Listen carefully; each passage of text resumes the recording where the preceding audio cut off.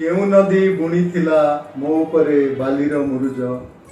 पिंधाई देइथिला छम छम रूपार पाउंज जह्न राति गढ़ीदेला स्वप्नर सहर सकाळ होइला परे सबु शेष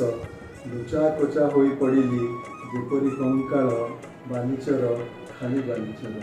पवन आउसी दिए केबे केबे मो देह पाखापाखि काशतंडी बण सन सन करी हरि दिए स्मृतिर मृदु शिहरण उड़ी उठे मन मोर केबे थिली श्यामल केदार अमानिया लहड़ी रे खेलुथिली खेल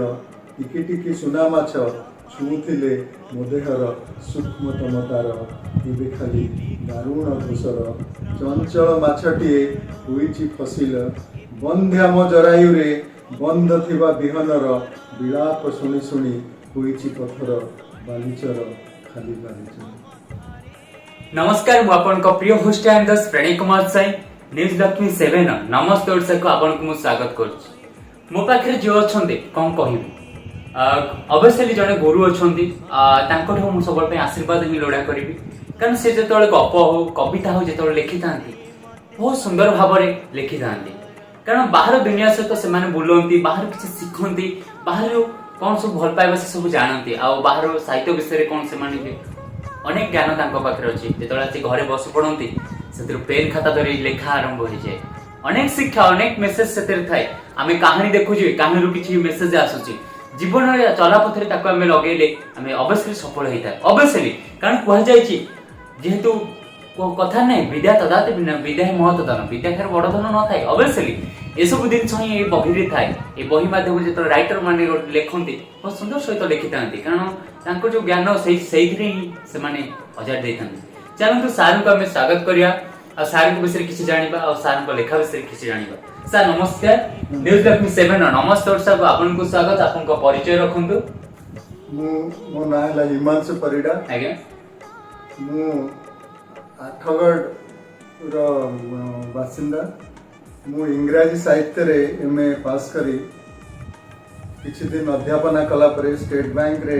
प्रोबेशनरी ऑफिसर चाकरी रे जोग देथिली 1984 मसिया रे स्टेट बैंक रे योगदान करी मध्य मोर साहित्य प्रति रुचि अब्याहत रखिथिली एवं से मध्य रे मु 6टी कविता संकलन एवं एबे गोटे गल्प संकलन मु मोर प्रकाश पाइछि एवं अन्य एक गल्प संकलन खूब निकट रे प्रकाश पाइबो ए मध्य रे मु 2019 मसिया रे अवसर नेछि एवं अवसर नेला परे मु पूरा संपूर्ण भाव रे निजको नियोजित करिछि ओडिया साहित्य सेवा रे एवं एबे मु आधुनिक कविता जहाँ जनमानस दूरे जाउछि बोली अनेक मने करुचंती से आधुनिक कवितार जो धारा आधुनिक कवितार जो शैली ताकू लोकंक सह परिचित करिया पे लोकंक सहित लोकंक पाखे आदृत करिया पे मु एबे मु प्रबंध लिखुची कविता कवितार विश्लेषण करी। सर ये जो लेखाटा अपन केबे ठार कोन स्टार्टिंग करथिले लेखा मु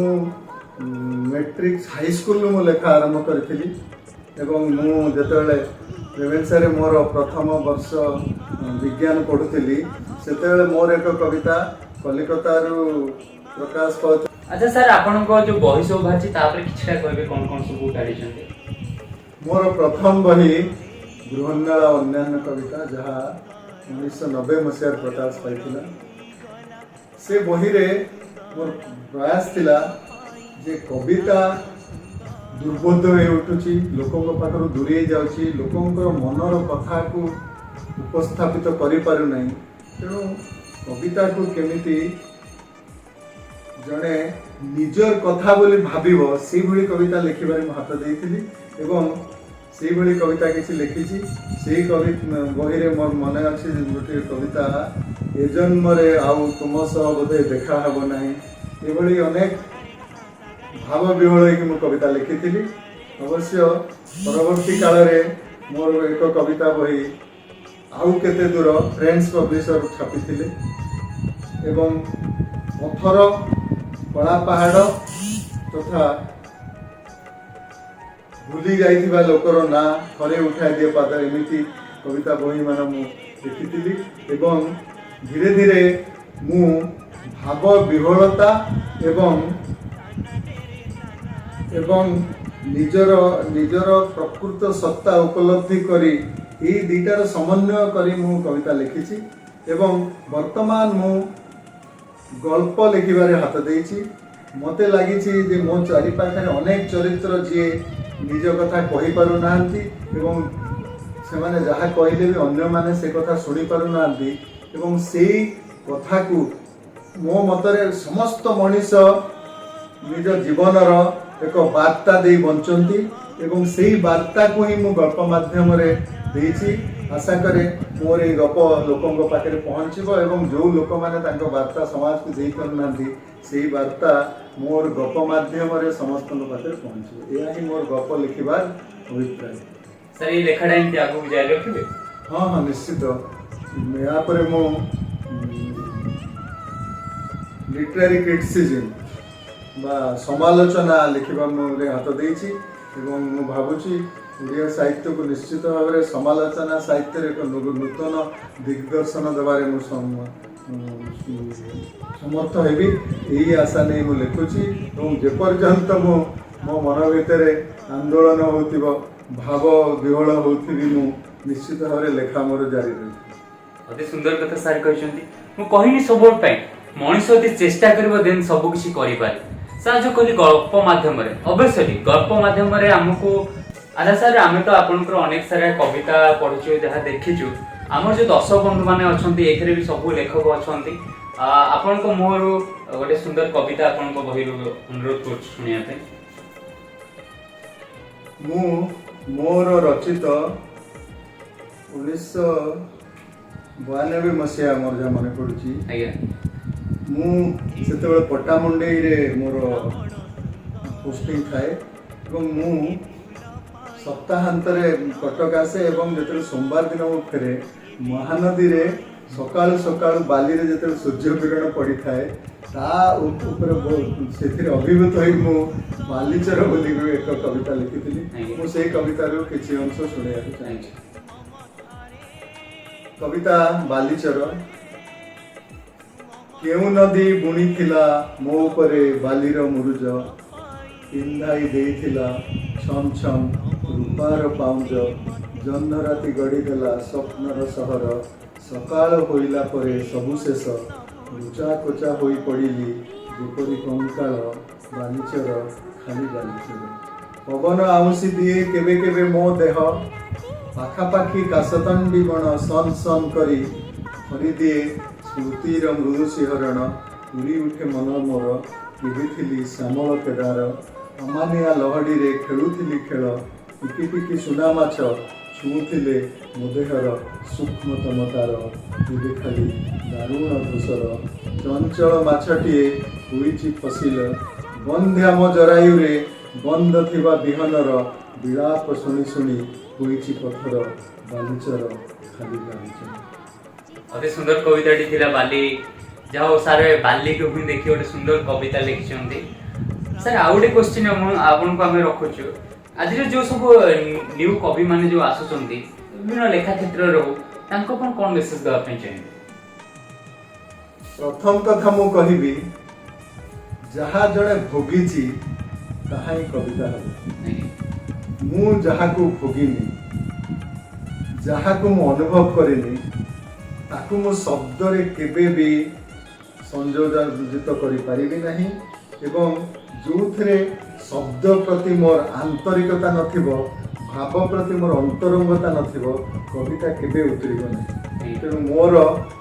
ଯେଉଁମାନେ କବିତା ଲେଖୁଛନ୍ତି ତରୁଣମାନେ, ତାଙ୍କୁ ମୋର ଅନୁରୋଧ, ସେମାନେ ଭାବରେ ବଞ୍ଚନ୍ତୁ,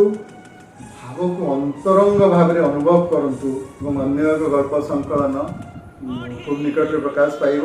ଏ ମଧ୍ୟରେ ମୁଁ 2019 ମସିହାରେ ଅବସର ନେଇଛି ଏବଂ ଅବସର ନେଲା ପରେ ମୁଁ ପୁରା ସମ୍ପୂର୍ଣ୍ଣ ଭାବରେ ନିଜକୁ ନିୟୋଜିତ କରିଛି ଓଡ଼ିଆ ସାହିତ୍ୟ ସେବାରେ ଏବଂ ଏବେ ମୁଁ ଆଧୁନିକ କବିତା ଯାହା ଜନମାନସରୁ ଦୂରେଇ ଯାଉଛି ବୋଲି ଅନେକ ମନେ କରୁଛନ୍ତି, ସେ ଆଧୁନିକ କବିତାର ଯେଉଁ ଧାରା, ଆଧୁନିକ କବିତାର ଯେଉଁ ଶୈଳୀ, ତାକୁ ଲୋକଙ୍କ ସହ ପରିଚିତ କରିବା ପାଇଁ, ଲୋକଙ୍କ ସହିତ ଲୋକଙ୍କ ପାଖରେ ଆଦୃତ କରିବା ପାଇଁ ଏବେ ମୁଁ ପ୍ରବନ୍ଧ ଲେଖୁଛି। କବିତା कवितार विश्लेषण कले। सर ये जो लेखाटा आपण केबेठार कोन स्टार्टिंग करथिले? लेखा मु मैट्रिक हाई स्कूल मु लेखा आरंभ करी एवं मु जेतेबेले रेवेन्सा रे मोर प्रथम वर्ष विज्ञान पढ़ुली सेतेबेले मोर एक कविता कलिकतारू प्रकाश पाउथबा प्रतिवेशी रे प्रकाशित होइतिला एवं भुवनेश्वर प्रकाश पाउथबा समावेश मोर प्रकाशित होइतिला एवं नवलिपि आसंता काली एथिरे मोर प्रकाशित होइतिला। परे मु बैंक कार्य रे मग्न होई जदिओ लेखा जारी रखी किंतु प्रकाशन पाई समय दे पार नथिली। मोर दीर्घ 6-7 वर्षर बाहर मोर बदली एवं मोर बाहर अवस्थापित होइतिली स्टेट बैंक रे सेति मु प्रकाशन दिगरे एते मन दे नथिली किंतु मोर बही मान प्रकाश पाइथिला एवं मु लेखा जारी रखिछि एवं निजकू प्रकाश करने निज विषय कहवाई साहित्य प्रकृत माध्यम और मो मतरे साहित्य जोगु ही एक जाति बंचे एवं से अंगीकार बद्धता मो पाखे अच्छी मुझे साहित्य रचना निजक नियोजित कर। अति सुंदर कथा सर कहते सर आपण जेहेतु आपण घरे रहउचंती आपण फैमिली सपोर्ट केमती कोन रहछि लेखा प्रति मैडम कर? मोर सहधर्मिणी सी भी इंग्राजी छात्री से इंग्राजी एमफिल करिकी सर मु सुनिया पजे आपण दिन साथे रेवेन्सा रे पढुथि। हां हमें दुहे सहपाठी से साहित्य उपरे तांकर विशेष रुचि से जे लेखिबारे समय दे पारु नांती किंतु तांकर कॉलेज जीवन रे से अनेक राज्य स्तरीय अनेक पुरस्कार पाइछन। तांकर सबुठु बड़ प्रवीणता है से बहुत सुंदर कविता आवृत्ति करती एवं मोर कविता सब से आवृत्ति कले ही मुझे जानीपे जे मोर कविता सफल सर तो बहुत सारा कारण मैडम तो जेहेतु घर काम व्यस्त रोचे अवश्य माँ चाहिए सब किसी करें माँ द्वारा ही सब असंभव कारण बापा यदि घर छटा होता है माँ घर मुरब होता है ये दिज होती जी कि गोटे भल मनीष करने पिला को बहुत सारा शिक्षा दे था अवश्य जहाँ पर बापा माँ का आशीर्वाद था से पिला टॉप लेवल सब पहुँचता है एमती एमती सार तांकर अनेक सारा बही आगू को लिखि चलतु एमती आम दर्शक बंधु बा आम जो रही युवपीढ़ी मैंने भेटी दिंतु मुझे कही रखी मो जो प्रयास जारी रही विभिन्न लेखक व लेखक को सामना करने दिन प्रयास सब जारी रही पुणी तो नेक्स्ट जगह नेक्स्ट अतिथि नहीं देखा भी रोचे। नमस्कार।